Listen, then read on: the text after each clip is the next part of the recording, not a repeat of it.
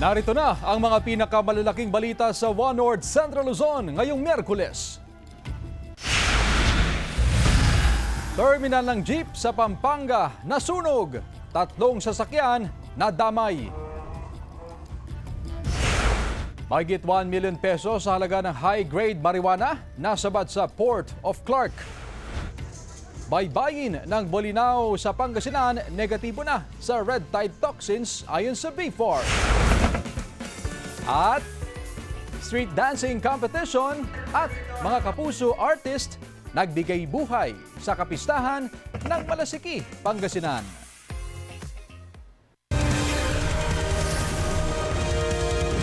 Ito ang GMA Regional TV, One North Central Luzon.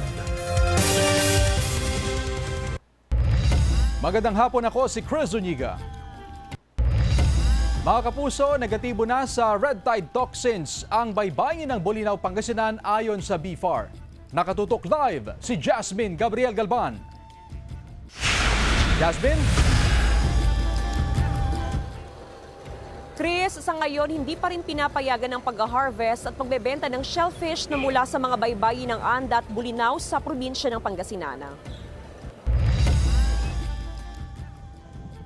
Sa pinakahuling marine biotoxin laboratory analysis ng BFAR Region 1, lumalabas na positibo pa sa red tide toxin ng baybayin ng Anda, habang negatibo na ang baybayin ng Bolinao sa Pangasinan. Pero kahit negatibo na sa red tide toxin ng baybayin ng Bolinao, hindi pa rin ililift ang red tide advisory sa lugar. Hindi pa rin papayagan ng pag-harvest at pagbenta ng mga shellfish mula sa Bolinao. Bago kasi i-lift ang advisory, dapat magnegatibo ang isang lugar sa red tide toxin ng 3 sunod na linggo. Idagdag pa na malapit lang sa Bolinao ang baybayin ng Anda na positibo pa rin sa red tide toxin.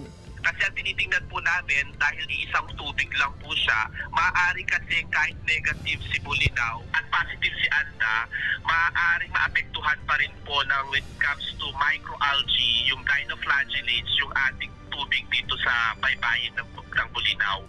Anumang araw ngayong linggo ay lalabas ng resulta ng ikalawang marine biotoxin laboratory analysis. Tuwing Martes, isinasagawa ang water analysis sa mga baybayin. Yun po yung lagi naming sinasabi sa ating mga local government unit na to monitor yung kanilang mga markets. Kasi iba-iba po yung mga sources ng ating mga shellfishes. So maaari po nilang tignan yung kanilang mga auxiliary or local transport permit na ini-issue po ng BFAR. Patuloy na naapektuhan ang bentahan ng shellfish sa Magsaysay Fish Market sa Dagupan City. Bahagyang tumaas ang presyo ng tahong at talaba na mula sa Bataan. Sa ngayon, nasa 50 hanggang 70 pesos ang kada kilo ng tahong, habang nasa 100 hanggang 120 pesos naman ang kada kilo ng talaba. Medyo tumumal din ma'am, pero okay lang naman. Meron din yung natatakot, meron din yung hindi. Mas tumaas nga yung kuha namin ma'am sa isang sako eh. Chris, dito sa Magsaysay Fish Market, 24/7 na may nakabantay na personnel mula sa Agriculture Office, ganun din sa Market Division para matiyak na safe for consumption ng lahat ng ipinapasok na shellfish dito sa pamilihan. Samantala, Chris, tiniyak din ng BFAR na walang nahaharvest na shellfish sa mga baybayin ng Anda at Bolinao simula nang magkaroon ng red tide advisory. Sa katunayan, tuloy-tuloy ang kanilang communication sa mga LGUs ng Anda at ng Bolinao. Chris? Maraming salamat, Jasmine Gabriel Galban. Terminal ng jeep sa City of San Fernando, Pampanga nasunog. Nakatutok Sandy Salvacio.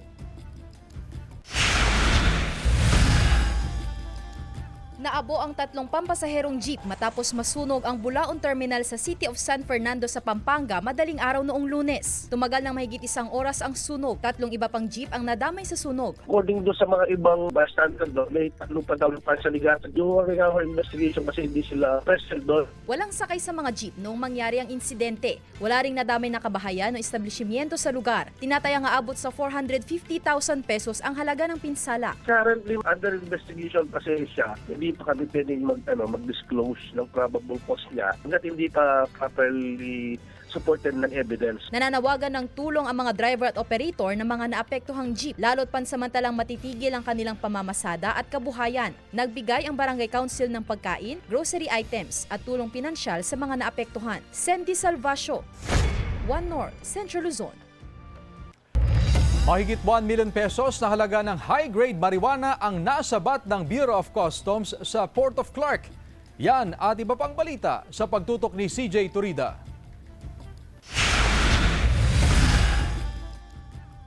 Mahigit 1 million pesos na halaga ng high-grade marijuana o kush ang nasabat ng Bureau of Customs Port of Clark sa tulong ng Clark Interagency Task Force Against Illegal Drugs. Ang shipment na nagmula sa California, USA ay idineklarang jeans at nakatagdang ipadala sa Batangas noong ikalawang linggo ng Enero 2026. Napansin ng X-ray Inspection Project ang kahina-hinalang imahen sa loob ng parcel kaya agad itong isinailalim sa pisikal na inspeksyon. Dito na diskubre ang isang plastic bag na naglalaman ng 712 gramo ng tuyong dahon at fruiting tops ng marijuana. Nakumpirma ito sa chemical analysis ng PDEA. Isinilbi ang warrant of seizure and detention laban sa shipment dahil sa paglabag sa Customs Modernization and Tariff Act at sa Comprehensive Dangerous Drugs Act. Arestado ang isang lalaki sa search warrant operation ng mga otoridad sa Barangay 1 Poblacion, Kasiguran, Aurora, umaga noong Lunes. Kinilalang suspect sa alias Tonton, 39 anyos, residente sa lugar. Nagkuha sa operasyon ng mahigit 40,000 pisong halaga ng hinihinalang shabu. Mahaharap ang suspect sa kaukulang kaso. Wala pa siyang pahayag. Ginagamit po namin ang lahat ng pamaraan para to run after those drug personalities po at put them behind bars po. CJ Torida, One North Central Luzon. Samantala, number at color coding ng mga tricycle sa Calasiao, Pangasinan ibabalik na simula Pebrero. Sundan sa report. Ibabalik na ang color coding sa mga ipinapasadang tricycle sa Calasiao, Pangasinan. Maglalabas din ng bagong fare matrix upang maiwasan ang overcharging sa mga pasahero. Magkakaroon din ng coding system o araw na papayagang pumasada ang mga driver depende sa makukuha nilang numero. Yung volume ng sasakyan para po mabawasan. And then sa yung kolorum po natin para mabawasan natin po. Ipatutupad ang mga ito matapos ang franchise registration sa Pebrero. Payag ako para maganda. Yung mga may permit, hindi lugi. Yung mga maraming kolorom na pumapasada. Kakukuha ni Hari ang kanyang bagong prangkisa at mayor's permit para mamasada ng tricycle ngayong 2026. Dapat talaga kompleto tsaka lalo na sa itong permit namin kasi madaming mga kolorum din na nag-ano dito para patas naman yung laban. Posible raw na aabot sa 2,000 tricycle operator ang kukuha ng prangkisa ngayong taon. Medyo malapit-lapit na rin sa na matapos. Baka hindi na aabotin ng April ay nakapag-comply na lahat ng registration. Namahagi na ng mga bagong TODA sticker at mayor's plate number ang LGU para sa mga tricycle. Sinisita na rin ngayon ng POSO ang mga nagre-renew na may outdated o expired na driver's license. Kasama si Ron Tañedo, Sandy Salvacio, One North, Central Luzon.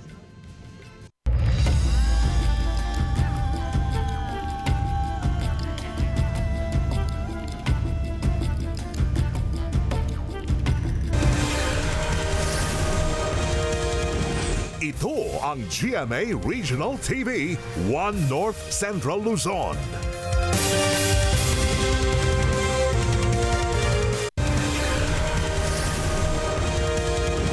Ito ang GMA Regional TV, One North Central Luzon. Nasunog ang isang motorsiklo habang nasa gilid ng kalsada sa Sarat, Ilocos Norte gabi noong Lunes. Sa investigasyon ng otoridad, nagkaaberya ang makina ng motorsiklo kaya itinabi ng rider. Pero nang huli niyang itong paandarin, bigla na lamang daw itong nagliyab. Tinangkapang apulahin ng mga residente ang sunog bago dumating ang bumbero. Inaalam pa ng BFP ang sanhi ng sunog. Kakulangan ng silid-aralan sa Dagupan City, aabot pa sa halos 300 classrooms ayon sa SDO Dagupan. Narito ang report. Ramdam pa rin ang kakulangan ng silid-aralan sa Dagupan City. Ayon sa Schools Division Office, aabot pa sa kabuang halos 300 classroom ang kailangan ng iba't ibang pampublikong paaralan sa lungsod. Bagamat may mga kakulangan ng silid-aralan, hindi naman daw nakakaapekto sa pag-aaral ng mga learners dahil sa mga ipinapatupad na adjustments. Sa susunod na school year, posibleng mabawasan ang problema sa kakulangan sa mga silid-aralan sa syudad. 22 school building, katumbas ng halos 100 classrooms ang ginagawa ngayon sa iba't ibang bahagi ng syudad. Bukod pa rito, ang mga covered covered court, gymnasium at mga padero fences na proyekto ng lokal na pamahalaan. Almost 50% ng needs namin, classroom needs ay nasasagot ng LGU. No? So napakalaking bagay. 3-story building na may 9 na classroom ang ginagawa ngayon sa 1P Guadis Elementary School. Malaking tulong ito sa paaralan para ma-accommodate ang mga learner na gustong mag-enroll sa eskwelahan. Magsisilbi ring evacuation center tuwing may kalamidad. Itong building na to, ang purpose nito ay para sa mga alternative learning system students, yung mga yung mga out of school youth natin, tapos gagawin niyang technical vocational. May mga nauna nang natapos sa school building na proyekto ng LGU. Tinatapos na rin ang iba pa at posibleng magagamit na sa Hunyo. May iba pang gusali na inaasang matatapos ngayong taon. Kasama si Daryl Peralta, Jasmine Gabriel Galban, One North Central Luzon. Puspusa na ang pagsasaayos ng dokumento ng mga nonagenarians at octogenarians ng Senior Citizens Affairs sa Bangaldan, Pangasinan. Alinsunod dito sa RA 10868 o Centenarian Act of 2016 at RA 11982 o Act Granting Benefits to Filipino Octogenarians and Nonagenarians. Sa abiso ng National Commission of Senior Citizens, inaasahang maisusumite ang listahan ng mga first semester celebrants mula January hanggang June 2026. Mahigpit na paalala ng NCSC na walang bayad ang anumang pagproseso ng kanilang mga papeles na dapat ay hawak ng Senior Citizens Association sa barangay. Walang hinihinging bayad. Kasi nga, we're association at saka volunteers. We were given transportation allowance na inano ng Sangguniang Bayan. Mga kapuso, ibahagi ang inyong pagmamahal sa kapwa sa darating na buwan ng mga puso. Inaanyayahan namin kayong makiisa sa GMA Regional TV Bloodletting Day sa iba't ibang lugar sa bansa sa darating na February 6. Dito sa Pangasinan, gaganapin ito sa San Carlos Town Center Activity Area sa San Carlos City. Donate blood and save lives, mga kapuso.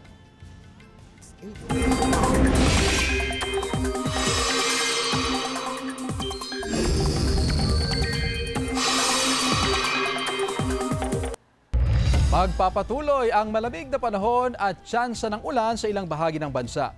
Amihan at shoreline pa rin ang weather systems na makakaapekto sa bansa. Sa datos ng Metro Weather, may mga kalat-kalat na ulan pa rin sa ilang bahagi ng Northern at Central Luzon. Posible ang ulan sa iba pang bahagi ng bansa.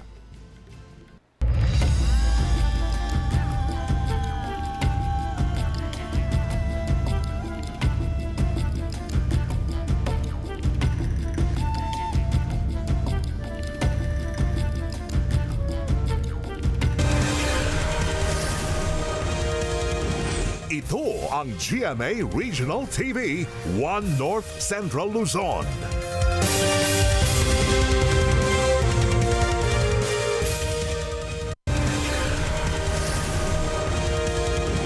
Ito ang GMA Regional TV, One North Central Luzon. Patuloy ang renewal ng permit ng halos 4,000 na tricycle sa Dagupan City. Kasunod ng permit renewal ang pagkakabit din ng decal. Magpapatupad ng scheduling ang POSO sa pagkakabit ng decal sa mga tricycle para maiwasan ang siksikan sa stickering area. Coding system ang ipatutupad. Ibig sabihin sa mismong araw ng coding ng tricycle ang pagkakabit ng decal. Siguro by last week of January or first week of February is mag-uumpisa na po yung pagkakabit natin ng mga sticker po, mga decal sticker. Ilang natenggang infrastructure project sa Pampanga ininspeksyon ng DPWH. Tutukan sa report.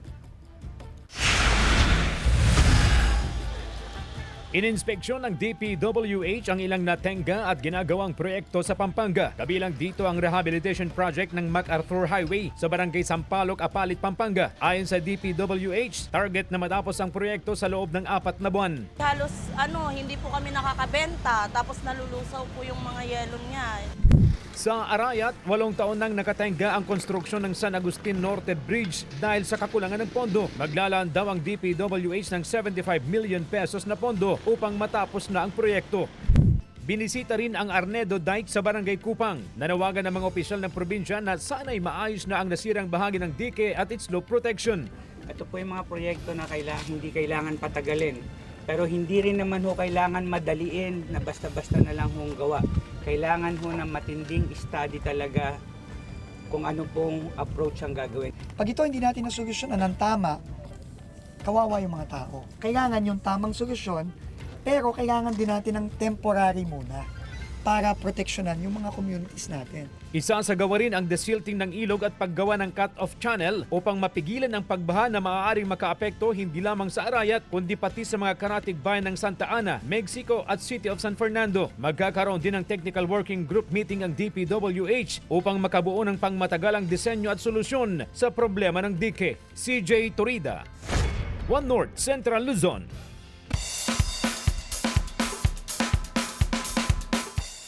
Bambanti Festival Street Dancing at Showdown nagpahanga sa Isabela. Silipin sa report. Humigit-kumulang 300 street dancers ang nagtanghal sa isang showdown exhibition sa Kawayan City, Isabela. Inilarawan ng mga mananayaw ang pagiging magiting ng mga magsasaka sa kabila ng mga hamon ng kalamidad. Ang aktibidad ay bahagi ng katatapos na Bambanti Festival. Ang bambanti ay ginagamit na panakot sa mga palayan upang itaboy ang mga ibon at peste mula sa mga pananim. Ang pagdiriwang ng kapistahan ay sumisimbolo rin sa kasipagan at katatagan ng mga taga-Isabela na kilala sa malakihang produksyon ng bigas at mais. Isang kapistahan din ang inaabangan sa Central Luzon, ang Philippine International Hot Air Balloon Fiesta. Mula sa sunrise ascents hanggang sa glowing balloons at night, isang buong weekend ng aviation adventure at family fun ang naghihintay sa New Clark City sa Capas Tarlac. Sa February 13 hanggang 15, 2026, magbubukas ang 26th Philippine International Hot Air Balloon Fiesta na may temang A Weekend of Everything That Flies. Bukod sa mga hot air balloon, aabangan din ang paragliders, Filipino-made human drones, soccer drones, epic flying exhibitions at car drifting. Mas pinadali rin ang pagpunta sa venue. Ayon sa Clark International Airport Corporation, maglalaan sila ng libreng sakay papunta sa Hot Air Balloon Fiesta. Isang minibus ang nakastation sa Clark International Airport point-to-point bus terminal para ihatid ang mga bisita diretso sa New Clark City. Sandy Salvacio, One North Central Luzon.